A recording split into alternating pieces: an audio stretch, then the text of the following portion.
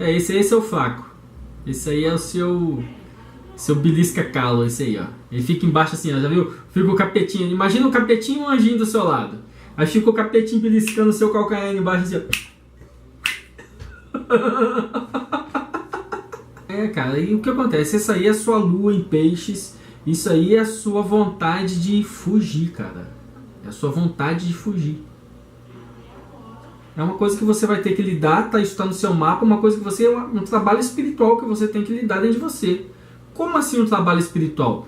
Yoga. Como assim yoga? Nirodha. Ó, Yoga Chitta Vritti Nirodha. Segura. Controle. Não adianta você... não adianta. Cada dia que você dá cada vez que você consegue vencer, é um passo que você dá para frente. E cada dia que você perde, é um passo que você vai dar para trás. Entendeu? A desculpa de você falar assim, eu me mantive firme de segunda a sábado, domingo eu dei uma escapada. É a mesma coisa aquele cara que malha todo dia, malha para ficar realmente para levar um trabalho a sério. Aí ele fala assim, domingo é o dia do lixo. Eu faço dieta de segunda a sábado. Eu só como frango e batata doce. Frango e batata doce. Quando chegar no domingo eu vou no McDonald's. É a mesma coisa. Aí o que acontece? Aquele domingo de McDonald's fode os outros 7 dias tudo que você não fez. É a mesma coisa isso aí. Você vai lá no domingo, não, hoje eu vou. Dá uma doideira na cabeça, você fudeu simplesmente os outros dias tudo que você estava na disciplina. Fudeu. Aí você ainda conta eles? Não conta. Então assim, não tem jeito. Essa aí é um trabalho que isso não acaba. Você entende? Isso não acaba. Isso só acaba quando você se liberta. Quando você compreende, não, peraí. Porque o que acontece? Essa palavra Nirodha, presta atenção. Essa palavra Nirodha, ela ao mesmo tempo que ela significa controle, ela também significa abraço. Ou seja, você primeiro quando começa a praticar, você começa com a ideia de que você tem que controlar a sua sombra, controlar a sua mente, controlar os seus impulsos. Depois, com a prática, você compreende que melhor do que controlar é abraçar. Compreender aquela sombra, compreender aquele aspecto que existe dentro de você e transmutar isso devagar, com carinho, sem lutar, sem brigar.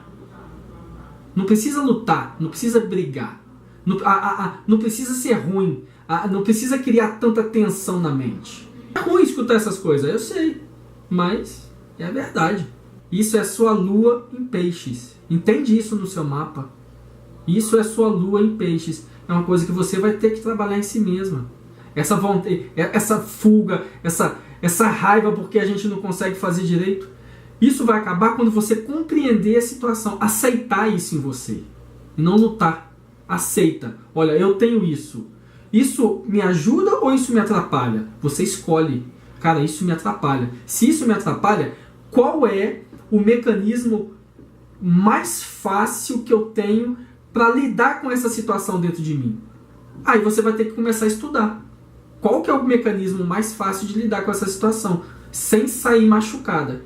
Agora, o que acontece? O ego sempre fica puto, né? Por quê? Porque o ego, que ele quer o quê? Ele quer se saciar.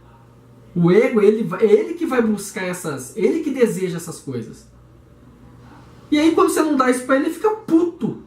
Fica puto. E é aprender a lidar com isso dentro de si. Não tem outro caminho. É assim, a gente vacila, cara. A gente esmorece. Isso é normal, cara. Todos esses pensamentos que você está tendo aí agora, esses são pensamentos comuns na mente de todo mundo. Não acha que para qualquer pessoa é fácil manter disciplina, não. Não acha que para qualquer pessoa é fácil você acordar cedo, você meditar, você manter dieta em dia. Não é fácil para ninguém isso. E a gente acha realmente que não vamos ser capazes de chegar até o final. Por quê? Porque a sensação que dá é que nós estamos lutando contra a correnteza o tempo todo. O tempo todo lutando contra a correnteza. Então, faz parte do processo do yoga você conseguir encontrar dentro dessa luta contra a correnteza, dentro dessa tensão contra a correnteza, o conforto para te manter estável nesse processo. É vata, vata alto, vata muito alto. Você desequilibrou o vata e agora o pita está subindo. Essas bolinhas assim. Por que você não assume o nome mágico? Vatalto. E todas esses impulsos de você ir consumir essas coisas, se intoxicar, isso tudo agrava essas paradas todas aí no seu corpo. Esse vata alto vai produzindo essas coisas. Então olha só, eu já falei isso para você várias vezes, vou repetir. A Ayurveda diz que para você, como você tem um vata muito alto mesmo, não existe nada melhor do que disciplina. Disciplina, ter hora para fazer tudo. Isso se você fizer isso, você vai notar um benefício enorme na sua vida. Se você tiver coragem de colocar isso em prática, você vai ver que isso vai trazer um benefício enorme na sua vida. É difícil você ter hora para comer, você ter hora para escrever, você ter hora para tudo, hora para cuidar do seu filho. Mas é uma terapia, é um compromisso que você tem que assumir consigo mesmo. Eu quero me curar, eu quero curar o meu vata, porque o que acontece? Quando você curar o seu vata, vários impulsos negativos da mente vão se dissolvendo. E aí, um pensamento negativo que poderia vir, ele não vem. Uma atitude negativa perante um problema que poderia acontecer, ela não acontece. Por quê? Porque você equilibrou o vata na sua mente. Então é um compromisso que você tem que ter consigo mesmo. Ou você quer diminuir o vata e acertar esse funcionamento da mente, ou quer continuar com o vata doido e a mente doida? É um compromisso. Quando você coloca um quadro de horário para você seguir, quando você segue uma disciplina, a sua mente não tem tempo de ficar pensando em idiotice, de ficar criando coisa. Você coloca a energia da mente no trabalho. E aí, você não fica pensando um monte de coisa idiota, criando um monte de coisa idiota. É que a mente cria, a sua mente cria, a minha mente cria. Não adianta. O meu vata também sobe. Se eu não tenho uma disciplina aqui no computador, se eu não tiro uma hora para fazer as minhas práticas, se eu não... Isso tudo que eu faço me deixa doido, cara. Então...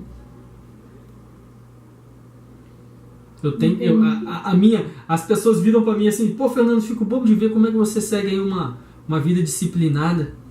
Eu costumo falar assim, cara, eu faço isso porque isso é remédio, cara, porque eu preciso disso, cara, porque se eu não fizer isso eu fico doente. As unhas, elas não crescem de dentro para fora? Ou seja, as unhas, a unha é pele, né? É um tecido, unha. Você sabe disso. Então, as unhas, quando elas estão saindo, elas representam, elas condensam do lado de fora todos os alimentos que tem nas camadas mais profundas da pele. E ela vem trazendo isso para o lado de fora. Então, as suas unhas, a condição das suas unhas vai demonstrar como que o processo interior está acontecendo. Por isso que a sua unha fica desse jeito. Se você abaixar o vata, a sua unha vai voltar a nascer lisinha novamente. Então, olha só, eu estou te enviando uma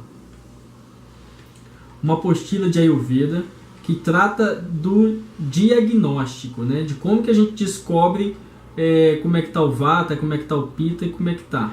Aí aqui está falando, tem vários diagnósticos aqui nessa apostila. Diagnóstico pelos olhos, diagnóstico pela língua, diagnóstico pelas unhas. Inclusive tem umas unhas aqui, um formatozinho de umas unhas que eu coloquei aqui justamente para você saber através das suas unhas aí como é que está seus doshas.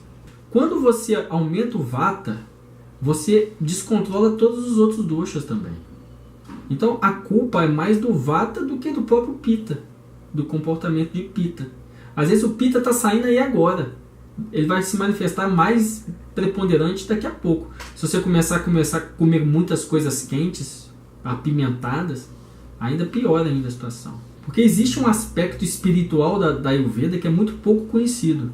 Quando você está fazendo esse jejum, você faz um jejum, mas como uma prática espiritual devotada a essa deidade. Tem vários mistérios, arcanos espirituais, práticas espirituais dentro da Ayurveda. A Ayurveda ela pega muitas práticas do Yoga e do Tantra. Na verdade, eu não consigo ver a Ayurveda longe, desaliada do Yoga e do Tantra. Na minha cabeça isso não existe. Você tem que sentar para meditar. Na hora que você estiver com a mente bem tranquila, você começa aquela prática de antarmona, aquela que você produz pensamentos. Você lembrou da situação. Agora o que você vai fazer? Agora que você lembrou da situação, você vai sentar, você vai meditar, você vai entrar num estado introspectivo e vai começar a produzir os pensamentos daquela situação sem se envolver, como uma terceira pessoa. Porque se você se envolveu, você está estreitando mais a conexão. Então é sobre isso que você tem que trabalhar. Você vai curar esse trauma quando você curar essa raiva que você sente. Essa raiva que você sente, essa raiva da experiência, esse produto da experiência, te impede de observar de fora a situação. Então você tem que trabalhar esse produto da experiência para você chegar lá na raiz da experiência. É um trauma. Então você tem que trabalhar isso. Sentando a bunda no chão e queimando isso. Aí o que acontece? Depois que você lembrou de toda essa situação e você ainda está com essa indigestão, aí você visualiza, você começa a cantar um mantra para a Mãe Divina, como Kali, por exemplo, ou então como Tara, que é um mantra para você superar os obstáculos externos e internos. Aí você começa a visualizar Tara. A Tara ela vem com a tesourinha na mão. Aí você começa a visualizar Tara. Lembra daquele sadhana que eu passei com as deusas? O segundo sadhana é com Tara. Aí você vê que a Tara, você visualiza Tara cortando o resultado ruim dessa experiência. Aí você pode fazer essa prática de transmutação. Ferramentas para isso você tem. A questão é coragem. O trabalho com Kali é um trabalho para encerrar o ego. Então, por isso que é um trabalho difícil, é uma energia difícil de se trabalhar. Então, assim, tem pessoas, por exemplo, que têm conexão com Kali, mulheres que têm conexão com Kali e sonham com o diabo, sonham com o demônio, sonham elas tendo vários tipos de relações, de trabalhos, de entidades demoníacas, sombrias, que assombram ela nos sonhos por causa dessa conexão, desse trabalho espiritual com Kali. Então, depende da pessoa, né? Então, quando você assume essa Mahavidya, como você assume o trabalho com ela, é um trabalho em cima do ego. Como quando você assume o trabalho com Tara, é um trabalho de superação dos obstáculos internos e externos. Por isso que aquela prática das 4 deuses, nos 4 horários do sol, ela trabalha toda a sua constituição. É muito interessante aquela prática. 18 é o caminho que leva... 18 é o ato da lua, o ato 18, que leva justamente de Malkuth para Netizar.